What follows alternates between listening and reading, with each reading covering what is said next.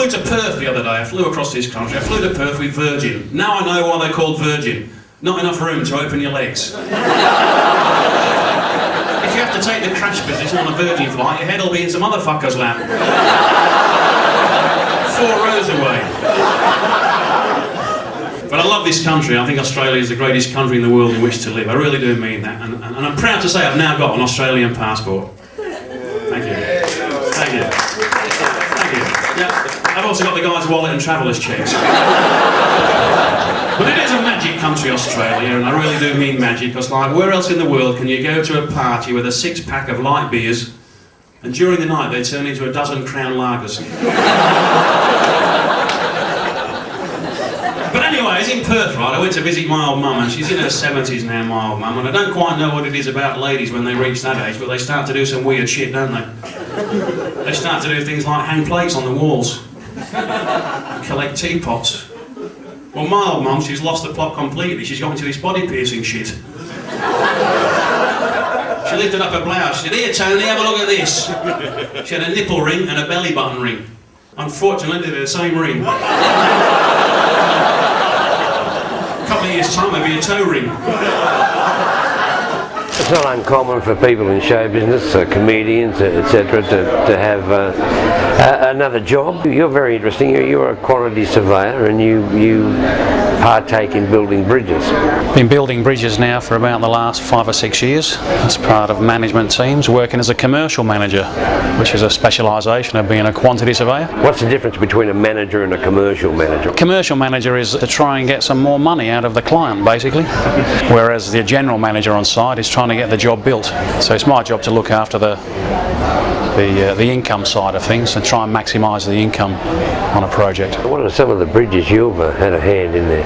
The first one I worked on was the Warrenora Bridge down in the Sutherland Shire, big incremental launch bridge, very interesting bridge. Most recently been working on the Iron Cove Bridge. A lot of people don't realise what goes into a bridge. It's quite a lot of work. There's many months of design work, community consultation,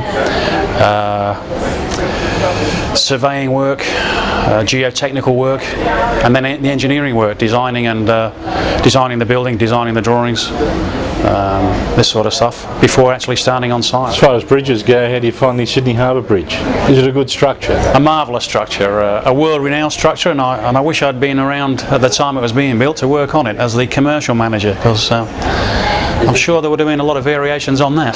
Do you look at bridges in maybe a different light that everybody else looks at a bridge? Do you see them as, you know, as pieces of art? I see it not as art, but as an engineering feat. I do look at them probably differently than most people. To look at the methodology and I guess the hard work that's gone into designing and constructing some of these big structures. Do you ever look at a bridge and think, gee, I wouldn't have done it like that? Well, actually, it's part of my role to look at alternatives, but usually once we've started on site, the alternatives that we look at are fairly narrow in scope. You know, we might look at changing the type of barrier railing on a bridge to some other type of arrangement or something of that nature, whereas when you're in the early design stage you can look at alternatives that may well have turned something like this big steel arch structure here into a concrete launch bridge. Is there anything about the harbour bridge though that you think they could have made better? Get rid of the toll, don't you? Yeah, absolutely. Look, I think it's just a marvellous structure that's sort of representative of the best engineering available at the time it was designed and constructed. I think it's marvellous to see out there, and I really don't think there is anything that I would do with the bridge except maybe change the paint colour to something more alluring, maybe a hot pink. Maybe make it more attractive, but nothing structurally, no. I'm in trouble with my wife at the moment. My wife's a clairvoyant. I had a big argument this morning because I came home drunk next week.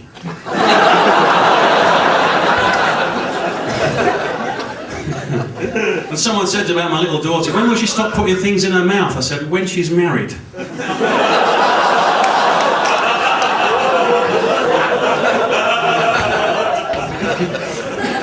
My wife sent me to see a sex therapist recently, and the sex therapist said, "So, Tony, do you have trouble holding an erection?" I said, "Only if it's someone else's." But But I was in strife the other day. I said the wrong thing to my wife. I did. I apologised to her then. I apologise to you ladies now for what I said. And I really didn't mean it. She said to me, I want more space. I said, try dieting. I think it was the frying pan she hit me with. It certainly wasn't the fucking salad crisp, because that's still in the box. But she has got a big bum and she blames me for it, because when I first met her I told her I was going to fuck the arse off her.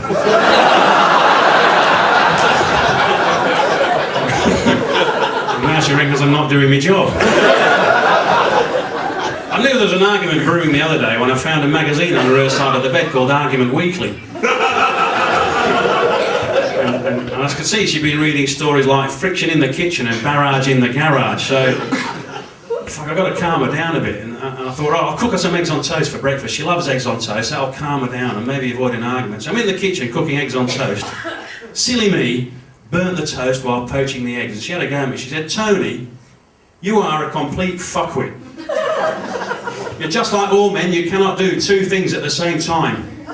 So to prove her wrong, I went out and had a threesome.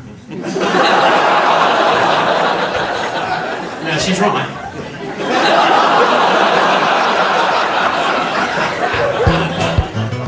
Coming up, the most interesting thing Tony's seen.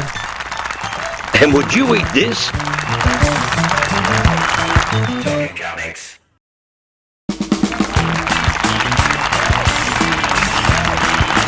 On the way here tonight, there was this young bloke in a hotted up car. He overtook me and his number plate said Prick 001. Then I realised it was Rick 001, but it was on P plates. Actually went into an antique shop the other day. I say antique shop, it was actually a brothel, but the women in there were really old. I look around the room tonight, I've got to say, some very beautiful ladies here tonight. In fact, I believe God put beautiful women on this earth to give bald men the motivation to get rich. Now, I'd love to have enough money that I could go up to a beautiful lady in the near future and use this as a chat-up line. Hi, my name's Tony. I earn more money than you can spend. Not romantic, I must admit. Not romantic, but more romantic than my current chat-up line. Nice ass, mind if I use it for a hat? You do a lot of travelling. You're originally from England. I was born in Doncaster in Yorkshire, in the north of England. I first came to Australia as a child, a 6-year-old, with my parents. Unfortunately, my older brother, a year older at the time, fell ill with leukemia. We packed up, moved back to England a year later. Sadly, he passed away when he was 9, or he was 10, I was 9. And we eventually moved back to Australia in '73, and pretty much been here since then, although I've spent some time away from the country travelling. I've travelled to 42 countries now. What's the most interesting country you've been to? Well, every country's got its own interesting things, but I've got to say, I think the most interesting thing I've seen on my travels would have to be Angkor Wat Temple in Cambodia. An absolutely marvellous structure, and again I can see from my perspective the amount of work and effort that went into design and construct an edifice like that. What's some of the weirdest food you've had, you know, in these places? Well, I've eaten guinea pig in Ecuador. What was that like? Chicken. Basically, oily dark chicken. It's pretty much what it tasted like. Yeah, I was happy just to try it the once. Was it? How did they prepare it? Was it like Roasted? Yeah, skinned and roasted. Maybe if it was pan fried, it would have had a different. With a bit of garlic. Yeah. And a lot of salt. I refused to try the snake and the rat in Vietnam, but I did eat the dog in Vietnam. Although not voluntarily, it was only after a few weeks there that someone told us that when you eat beef in Vietnam, it's actually dog, and it's an in-joke amongst the Vietnamese. Good. In Thailand, I was served up deep-fried cicadas in garlic oil. What are they like? Chicken? Crisps. In fact, a weird thing, it was in the Golden Triangle in the far north of Thailand. I was trekking through there with my girlfriend, Jodie, now my wife. The bush looked very much like Australian bush. You could almost feel like it was Australian bush. It wasn't jungle, it was a wooded area. Walking through there on a gravel path through the hills. Very hot day, very, very hot day. it started to rain. There was a misty rain falling on us. It was wonderful and refreshing, but there wasn't a cloud in the sky, oddly enough. And we asked the guide where the water was coming from, and he told us it was cicada piss. There was actually that many cicadas in the trees all pissing at the same time that it actually felt like a light rain. While in Vietnam, we grabbed a copy of an English translation newspaper one day. They do print off an English version of their local daily Vietnamese newspaper, and the big story at the time was a government decree had just been made to stop people eating cats and snakes because the native rat population had got out of control and was eating all the crops because there was virtually no cats or snakes left in the fields. A lot of tourist places, people will go and see the usual monuments. Do you go out of your way to see the unusual monuments? Absolutely. Been to some very wacky places on my travels. For instance, in Bolivia, in La Paz, one of the tourist attractions there is a visit into the local prison. It's a working prison? It's a working prison filled with crims. You go to the front gate, you pass your passport to the prison authorities, and then one of the inmates takes you on a guided tour through the jail. The penal system in many countries in South America, but particularly so in Bolivia, is very unusual compared to ours. In this particular prison, families are allowed in, and in fact they can stay in the prison with the prisoners, and many of the prisoners have a cell that's big enough to accommodate their wife and children, and they go in they go in and go out as they please. It's just the prisoner is not allowed to leave the place. Right, so if he wants anything down the shop, they've got to go. Yeah, or they go to the shop that's in the prison, and there is a shop in the prison. There's also a restaurant in the prison. Well, it sounds like a little town. It sounds like New Guinea. It's one place I've never been, so I can't comment. You ever been to any jungle countries? Been bitten by a piranha in the Bolivian Amazon jungle. A piranha? There's a misunderstanding about piranhas that they will attack anyone that's in the water and bite you to the bone in seconds. It's just fallacy. They do swim in schools mainly, but it's very unusual for them to attack anything in the water unless they are in a frenzy, and it takes a lot to get them into a frenzy. In the jungle, it's quite okay to take a swim in any of the Amazon rivers without being attacked by a piranha. But if somehow you cut your leg off and started quivering and the blood attracted a few piranha, then they would probably attack you. And then would they rip you to pieces and leave you just nothing but bone? Yeah. So that bit's true, isn't it? Well, yeah, the one that bit me right to the bone on the finger, and it had been in the bottom of my canoe. We were fishing for piranha for dinner, because you can eat them. And we caught about half a dozen at that stage, only small ones, only this big. And this one had been on the bottom of the canoe about 10 minutes. I thought it was dead. I went to pick it up to put it in a bucket of water to try and keep it fresh. It jumped up about a foot off the bottom of the canoe and snapped onto my finger just there, straight to the bone. Gee, you wouldn't want to kiss that one and throw it back, would you? The guide laughed because he said just about every tourist gets bitten by a piranha doing the same thing. We went hunting for snakes in the Bolivian jungle. What sort of snakes? The anacondas. What they do, they live in swamps, and they usually... Well, when you're an anaconda, I reckon you can live anywhere you want, because they're big, aren't they? They are. Anacondas. How thick are they? The one we found was about thick. They get much bigger. They eat people. Oh, they eat? Which is why they're easy to find. When they eat an animal, and they're digesting the animal rots inside of them, and they eat one of these animals, and they may not need to eat for another 3 or 6 months as this thing digests through their system. But as it digests through their system and it's rotting, that rotting smell, the rotting flesh smell, comes through their skin into the general area.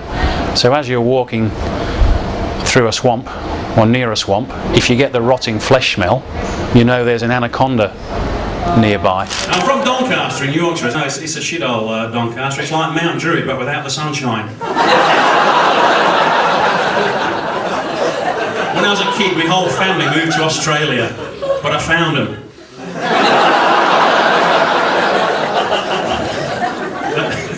They were the only ones on the beach wearing socks. It was really tough for me, right, when I first came to Australia, because I was only a young bloke, right? I was only 6 or 7, and I had to go to a new school, and my English accent was so strong, none of the other kids at school could understand what I was saying. For the first 2 terms, I had to wear subtitles around my neck. Unfortunately, it was a public school, so none of the other kids could read what I was saying either. I'll give you an example of how shit house this school was compared to a posh private school, right? Now, at a posh private school, the teacher would say to you something like, if you withdrew $1 million from your trust account to use as a deposit on a $5 million mansion in the eastern suburbs, what percentage remains to negatively gear on your investment? At my school, the teacher would say, if you paid $7,000 interest on a $3,000 loan to buy an old car, and it gets repossessed when you're made redundant from your council roadworks job, how much is the bus fare to Centrelink?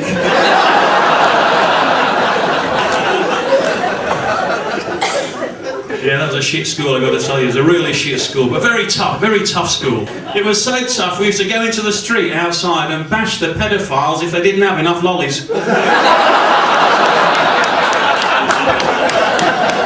That's how tough that was, I tell you.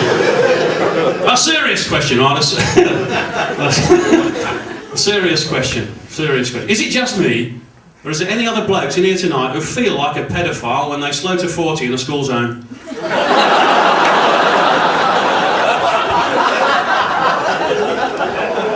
I hope it's not just me. I get paranoid now. I slow to 40 in a school zone. I'm thinking, don't look at the playground. Don't look at the playground. Still to come, the funniest joke he never wrote. And Tony gets screwed.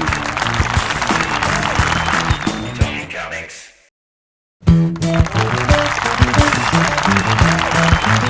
My brother George, it was his birthday the other day. I said, what do you want? He said, spoil me. So I smashed him in the face with a brick.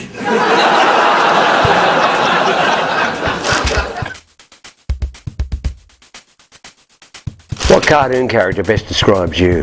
Bugs Bunny. What's the dumbest purchase you ever made? A pair of jeans I once bought that were 2 sizes too small, and I had this crazy idea that I was going to lose weight and fit into them in a few weeks' time, and 5 years later I was still 2 sizes too big. In fact, by then I think I was 4 sizes too big, so I took them back to the shop and asked the guy if I could get me money back, and he said, where did you buy it from? I said, here. And he looked at the label, he said, when? And I said, a few weeks ago. And he scratched his head and gave me the money back, and he said, we haven't had these in here for years.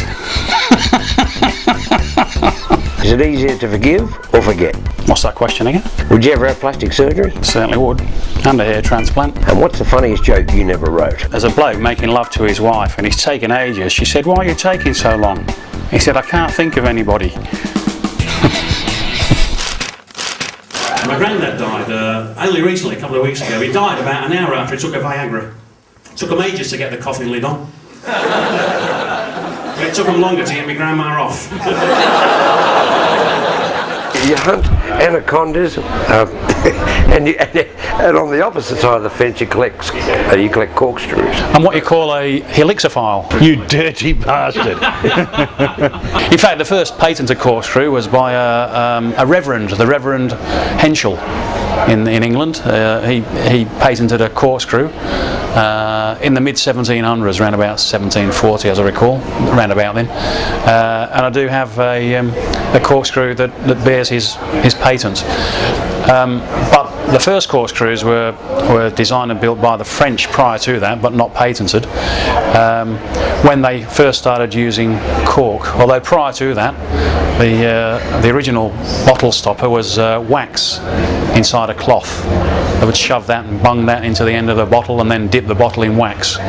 So it was more of a cutting device that was needed back then rather than a corkscrew. But when corks came along, they needed a corkscrew, and they invented the first corkscrews in the early 1700s, the French. How many corkscrews do you have in total? Somewhere between 300 and 400 antique corkscrews. So, we're talking a lot of money here, or, I mean, are these things worth something? My collection worth low tens of thousands of dollars, but there are corkscrews around where one corkscrew could easily surpass and do surpass the value of all my entire collection. Really? I know a person in Sydney with a corkscrew collection worth well over $1 million, and I'm planning on breaking into his house fairly soon. I'll come with you. Probably not a good idea to mention that on television. We're going to be the first interview. It just strikes me as kind of, you got all those corks and no one sees them. I mean, how do you show people? Oh, there is a corkscrew collectors club. In fact, their annual convention was in Sydney last year. And whose house was it at? Did you do any swapties or anything? I didn't go. I'm not a member of the club, although I do know some people in the club. It's a bit wanky, I think. You know, I mean, collecting corkscrews is, you know, let's face it, is an unusual thing, but I wouldn't like to sort of advertise the fact too much by joining a club of them. I mean, being a quantity surveyor is quite a sad thing. Being known as a member of a corkscrew club is pushing the envelope, to be honest. I am lucky to be married. I know that. I've got a lovely wife. Got a beautiful. In fact, I've got a trophy wife. Not a first place trophy. Not even a second. One of those trophies you get just for participation. Truly blessed. If you're a cat hater and you're in a room filled with cat lovers, and there's one cat in the room, it'll actually come and sit on your lap. Just because you hate it. But you notice that? You haven't noticed that. What about this? If you hate cigarette smoke, someone in a room will light up a cigarette, and their smoke will waft all the way across the room into your face. Have you noticed that? Well, something else I've noticed, right? If you actually take the lighted cigarette from that person and shove it right up that cat's arse,